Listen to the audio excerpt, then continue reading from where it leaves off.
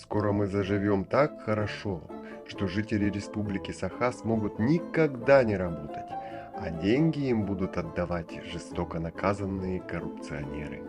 Потому что о нас заботится, не покладая рук, с самого утра и до поздней ночи депутат Госдумы Петр Амосов.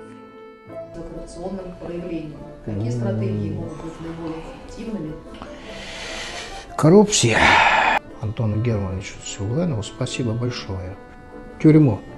Но. И только смертная казнь. И жестоко наказывать.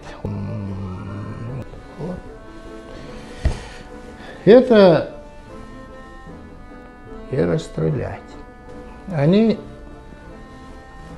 так оно и есть.